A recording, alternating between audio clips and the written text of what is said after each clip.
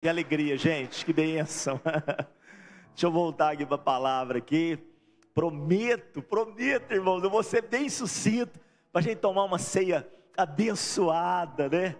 Uma ceia do Senhor nessa noite, né? E gente, ó, lembrando, nós temos aqui as cestas básicas. Talvez você não trouxe. Puxa, pastor, esqueci, traz durante a semana. Cesta básica, roupa, né, pastor Elton? Cadê o pastor Elton? Cesta básica, roupa, o que mais? Cobertores, ajudar as pessoas aí nesse frio. Então, pastor, não está frio não, mas pode ficar, né, irmãos? Pode ficar, já vamos nos precaver. Então, deixa eu abrindo aqui, quando aparecer lá, vocês me falam, apareceu ou não? Vamos lá. Está rodando aqui, vamos ver. Não sei se é porque saiu, ó. Dou-lhe uma, dou-lhe duas, que bênção.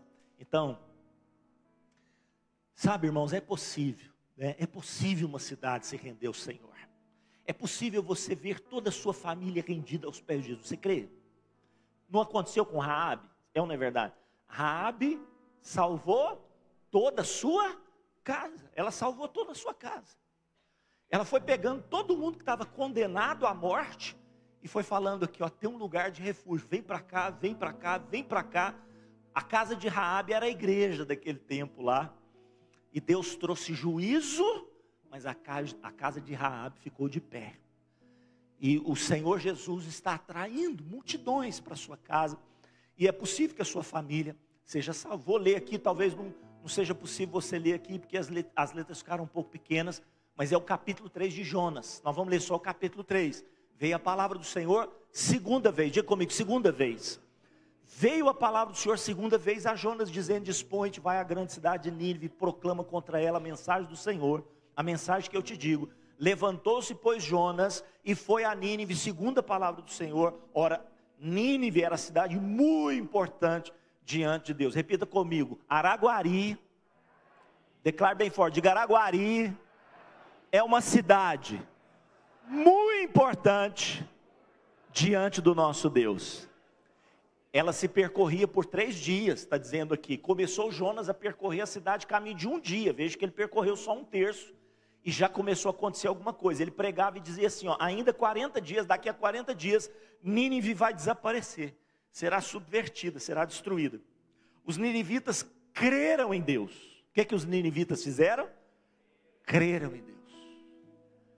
Essa é a primeira resposta dos ninivitas. Eles creram em Deus.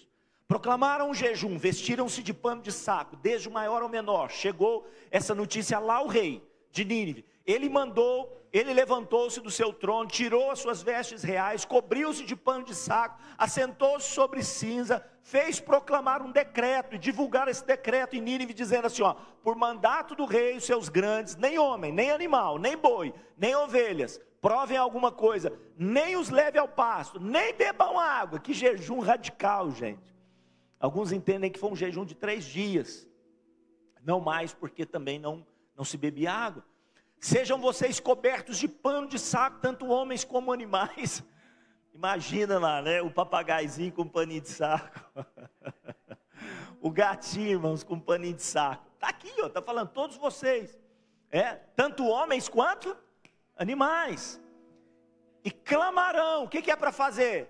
Clamarão fortemente a Deus, e se converterão, cada um do seu mau caminho, da violência que há nas suas mãos. Quem sabe?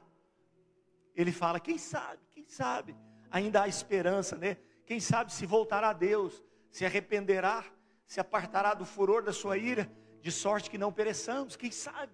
Ainda falta aí uns 30 dias, quem sabe, né? Já estava perto aí dos 40, mas ele falou, ainda falta 1 mês, vamos fazer a nossa parte. Verso 10, a Bíblia diz, viu Deus o que fizeram, como se converteram do seu mau caminho, e Deus se arrependeu do mal que tinha dito lhes faria, e não os fez. Feche seus olhos. Pai, nós temos tão pouco tempo aqui para compartilhar essa palavra. Nós te pedimos graça, direção, sabedoria, coração aberto para receber, ouvidos atentos para ouvir a tua voz. Dá-nos aquela mesma atitude de Maria, e que a palavra do Senhor seja semente que cai em terra boa. Abençoa o seu coração, coloca a mão no seu coração e diga, meu coração É terra boa. Só você que é terra boa, dá mais um aplauso para Jesus aí bem forte. Ô, bênção. Vê lá, demais. Tá quentinha lá, se não tivesse, dá uma esquentadinha. Veio a palavra do Senhor pela segunda, já tinha vindo, mas Jonas desobedeceu. Deus deu uma nova chance. Digo, meu Deus é o Deus da nova chance. Talvez você está aqui nessa noite porque Deus está te dando uma nova chance. A palavra do Senhor diz que as misericórdias dele não têm fim, elas se renovam a cada manhã. Essa semana um jovem de 22 anos foi assassinado. Você fala, novinho demais, muito novinho, mas se você calcular mais ou menos a idade dele, 22 anos, são 8.000 dias. 8.000 dias em que aquele menino, desde criança, as misericórdias do Senhor foram se renovando sobre a vida dele. 8.000 dias que sobre um jovem de 22 anos, um adulto de 30, quem sabe 10, 12.000 dias. Poxa, muitos dias. O tempo mais importante das nossas vidas, Hebreus vai dizer, se chama o dia de hoje. E hoje Deus está dando para mim e para você uma segunda chance. Deu para Jonas. Ele estava na barriga de um peixe. Ele falou, eu vou morrer. Deus me dá uma segunda chance. Veio pela segunda vez a palavra do Senhor a Jonas. Cada dia é dia em que nós devemos render a nossa vontade à vontade de Deus. Você sabe que a nossa carne quer que façamos a nossa vontade. Mas a vontade de Deus, ela é o que, gente? Boa, agradável, perfeita. Foi o que Jesus falou no Getsêmani, papai, se for possível, me afasta disso. É doído demais esse cálice, mas não seja feita, não faz a minha vontade, porque eu tenho certeza, a vontade do Senhor é boa, agradável e perfeita. O Senhor nos permite estar vivos hoje, para que hoje possamos nos arrepender, a fim de que amanhã, perecendo nessa terra, tenhamos a vida eterna. Se eu me arrepender no tempo, eu atravessaria a eternidade. O tempo é o momento em que eu preciso virar essa chave. O tempo é o momento em que eu preciso converter a minha vontade à vontade de Deus, render a Ele o meu coração. O pastor Horácio estava aqui orando pelas nações, usou uma expressão interessante, né? Mãos ao alto. Achei interessante. Irmãos, mãos ao alto. Eu falei, opa! E é isso que Deus quer de mim e de você. Deus está falando para mim e para você, filho, mãos ao alto. Sabe, não para sermos assaltados, mas para sermos salvos. Porque as nossas próprias mãos nos levam à destruição. E Deus está falando para mim e para você, se renda hoje.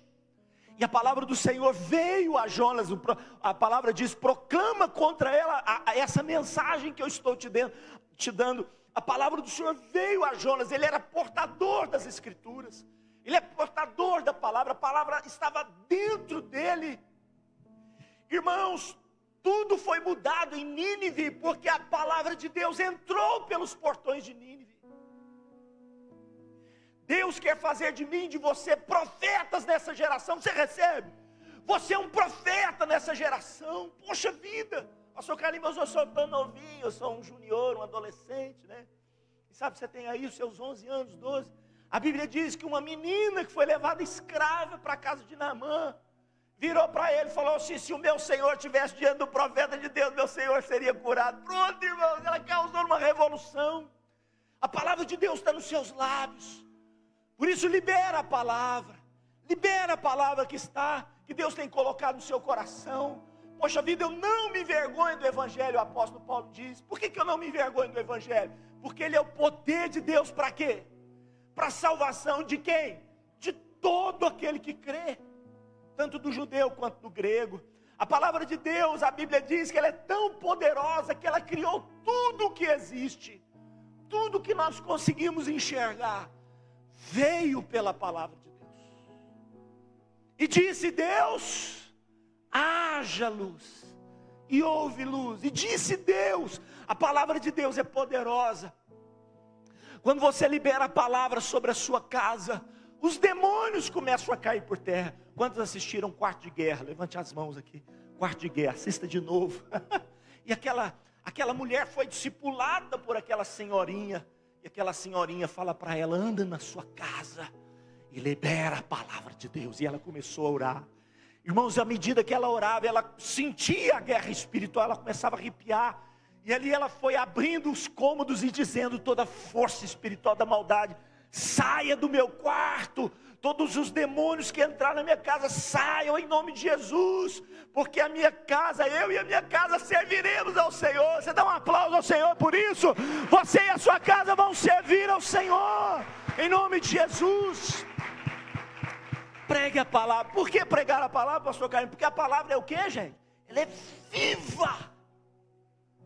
Ela é viva e eficaz. Jesus comparou a palavra com uma semente. Você pega aquela semente, você olha, poxa, é uma semente insignificante. Você joga aquela semente e ela começa a brotar, e ela começa a crescer, e ela se torna uma árvore frondosa, e ela produz frutos, porque a palavra de Deus, ela é viva, ela é eficaz. O apóstolo Paulo disse para Timóteo: meu filho, prega a palavra. Quanto tempo? Quanto tempo? Há tempo e fora de tempo. Prega a palavra. Mas eu não tenho uma oportunidade, né? Eu não tenho uma oportunidade. Gere uma oportunidade. O pessoal está lá festivo na sua casa, alguém está fazendo aniversário. Chega para a pessoa: posso te abençoar? Posso fazer uma oração? Lógico, pode fazer uma oração, ninguém vai negar uma oração. Aí antes de você orar, você fala: ó, Deus está dizendo para você, quando você era informe, lá no ventre da sua mãe, eu te vi com os meus olhos. Deus viu você. Você que está fazendo aniversário, você é importante para Deus. Ele tem um plano para você, Ele tem um caminho para você. Que Ele te abençoe, Ele te guarde, Ele te sustente. Poxa vida, você está liberando a palavra de Deus. A palavra de Deus, ela é poderosa. Irmãos, eu preguei esses dias em um velório. Não foi esses dias não, tem uns 3 anos. Tem uns 3 anos. Eu preguei num velório. E aí, uns 2 anos depois, né, o ano passado, vamos dizer assim, uns 2 anos depois, alguém me encontra lá no centro: pastor Carlinhos. Eu falei: opa, você me conhece? Conheço. O senhor lembra do funeral do fulano de tal? Eu falei assim: não. Eu não lembrava mesmo, irmãos. É tantos. Eu não lembro. Ele falou assim: pois é, pastor, o senhor pregou a palavra aquele dia. Eu entreguei a minha vida para Jesus naquele dia. E eu estou na igreja tal, do pastor tal, estou servindo ao Senhor, eu e a minha casa servindo ao Senhor. Você pode dar um aplauso bem forte a Jesus? Isso é o poder da palavra, irmãos. Você não sabe, você não sabe. Eclesiastes diz assim: ó, lança essa semente de manhã, à tarde você lança também, você não sabe qual que vai prosperar. Algumas vão cair no meio do caminho, os demônios vão lá roubar. Outras vão cair no meio do pedregulho, parece que vai prosperar, mas morre, porque não tem raiz. Outras caem no meio do espinho, ela não deixa ser trabalhada por Deus. Aquela pessoa que não quer Deus, mas quer o mundo. Mas, irmãos, existirão aqueles que são terra boa. É você que dessa noite, você é terra boa. Você está aqui hoje, você é terra boa. Você recebe? Diga: eu sou. Profetiza a sua vida, diga: eu sou terra boa. Quantos aqui vão frutificar para o Senhor em nome de Jesus? Então libera a palavra. Agora, qual que é o primeiro fruto da pregação? Fé. O primeiro fruto da pregação é fé. A palavra do Senhor vai dizer isso para nós. Veja no verso 5. Os ninivitas, primeira coisa que aconteceu como reação da pregação de Jonas. E olha que Jonas, irmãos, ele pregou mal-humorado, ele pregou chateado, ele não queria pregar. Veja o poder que tem a palavra, porque se dependesse do pregador, estava todo mundo perdido, irmãos, que o pregador estava mal-humorado, carrancudo, ele nem queria pregar. Ele queria que aquele pessoal se explodisse. Deus explode esse povo. Mas ele pregou não a palavra dele, ele pregou a palavra de Deus.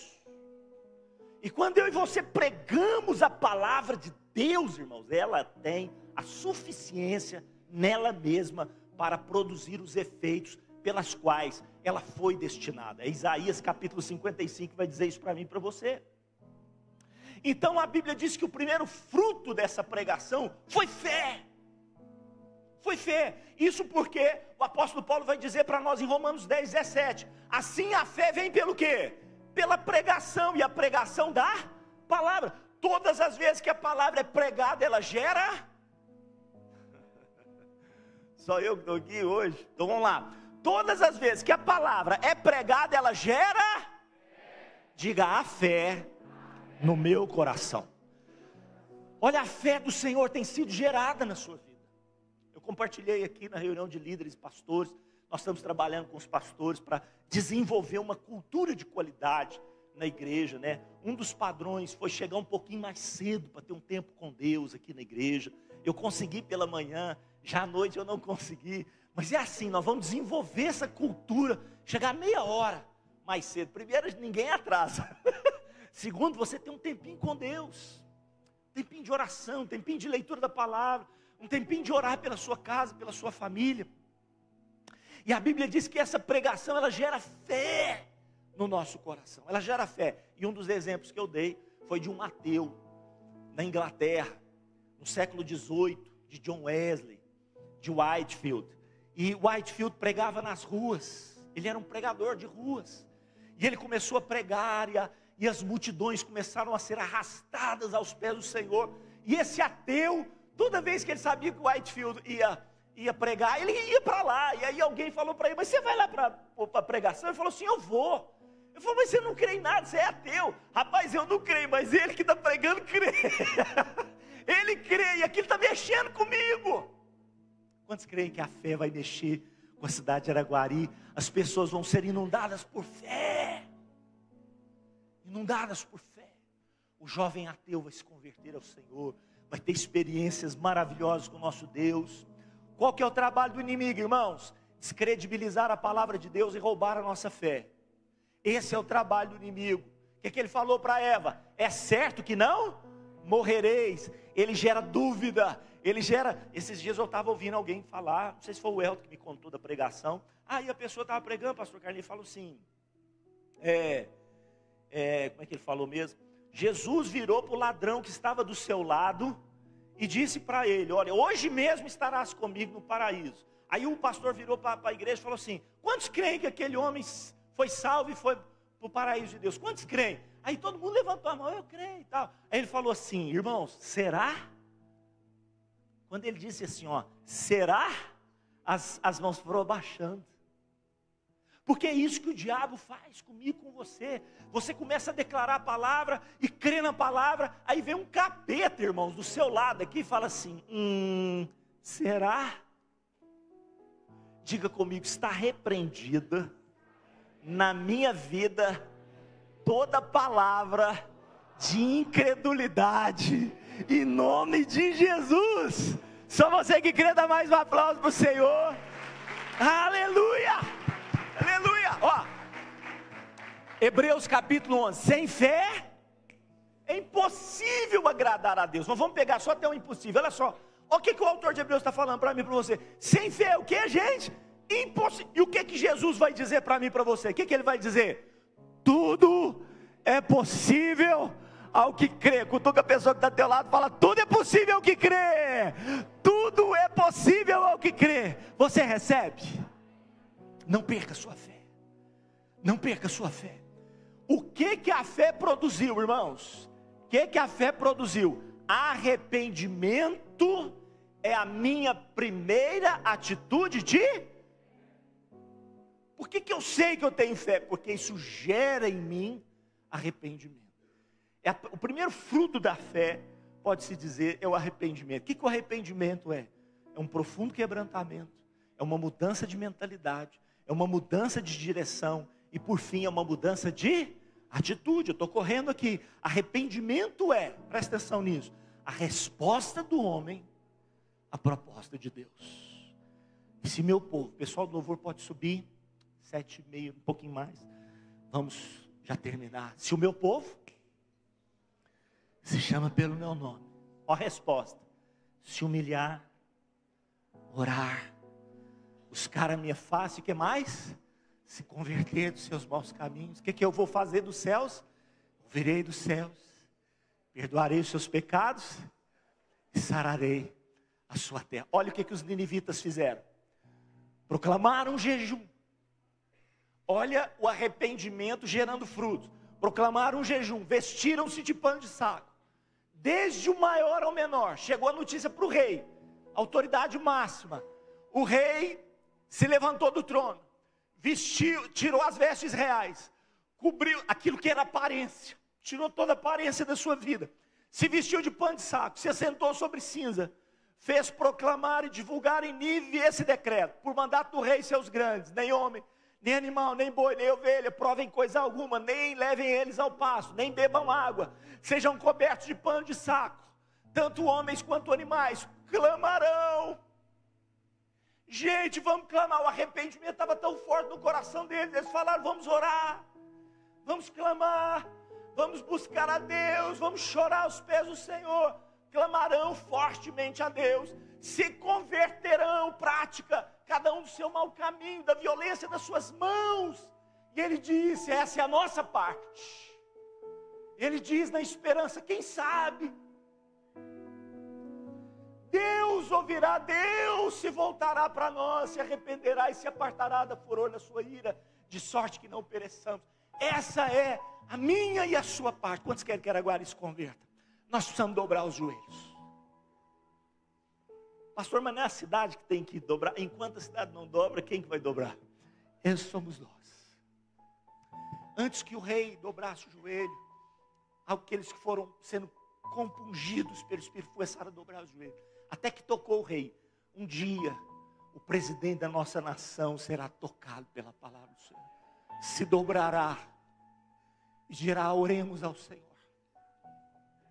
Porque está escrito: se o meu povo, que se chama pelo meu nome, se humilhar e orar, buscar a minha face, se converter dos seus maus caminhos, o que Deus fará? Eu ouvirei dos céus, perdoarei os teus pecados, sararei a sua terra. Quantos creem que Araguari será sarado? Quantos creem que a nação brasileira será sarada? Fica de pé nessa noite, em nome de Jesus. E viu Deus o que fizeram, como se converteram do seu mau caminho. E Deus se arrependeu do mal que tinha dito faria e não fez. Eu quero profetizar que todo juízo que está reservado para a cidade de Araguari, para a nação brasileira, devido aos seus pecados, será cancelado pelo arrependimento daqueles que oram e que clamam ao Senhor, pelas lágrimas daqueles que dobram os seus joelhos. O Senhor transformará a maldição em bênção, o Senhor transformará a chaga em cura, o Senhor transformará as trevas em luz. O sol da justiça há de brilhar sobre a nossa terra. Você crê nisso? O choro pode durar uma noite, mas a alegria vem pela manhã. Tudo que o diabo quer é que não creiamos. Tudo conspira para que não creiamos. Mas maior é o nosso Deus. Além das nuvens escuras que pairam sobre a nossa cidade, a nossa nação, brilha o sol da justiça. E as intercessões que serão geradas nessa terra, vão romper essas nuvens escuras. E os raios do sol da justiça brilhará no solo dessa terra. Eu quero que você feche teus olhos onde você está. Porque um preço foi pago para isso. Na noite que Jesus foi traído, Ele tomou o pão, Ele disse: esse é o meu corpo. Sabe o que Jesus está falando para os seus discípulos? Eu estou dando a vocês tudo. Eu não estou dando para vocês riquezas.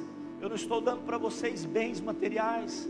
Eu não estou dando para vocês propriedades. Eu não estou dando para vocês nada que seja perecível. Eu estou dando a vocês a minha vida. O meu corpo está sendo entregue nas mãos de vocês. Tomai e comei todos vós. Façam isso todas as vezes que vocês estiverem reunidos em memória de mim. Na sequência ele pega o cálice, ele diz: além do meu corpo, eu estou entregando para vocês o meu sangue. O Cordeiro derramou sangue. O que eu e você derramaremos por ele? Deixa essa pergunta falar forte ao seu coração. Deixa essa pergunta falar forte em sua vida. Ele derramou por mim e por você o seu sangue. O que derramaremos por ele nessa noite? Vamos adorá-lo nessa noite. Vamos exaltá-lo nessa noite. Este é o meu sangue, está sendo entregue por vocês. Façam isso todas as vezes que vocês estiveram reunidos em memória de mim. Vamos adorar antes de tomar a ceia. Exalte a Deus essa noite. Renda a Ele o seu coração.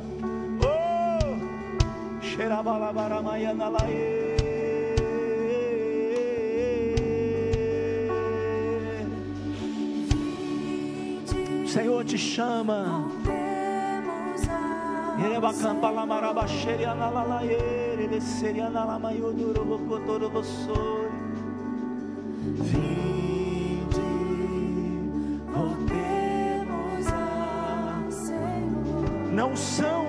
Não são dessa canção, diáconos, se coloquem aqui. No momento que você estiver saindo do seu lugar, faça dessa canção uma canção profética sobre a sua vida. Você está vindo para o Senhor. Você está vindo para Ele. Você está vindo para Ele. Você está vindo para o propósito. Você está vindo para o chamado. Pode sair do seu lugar e vir agora.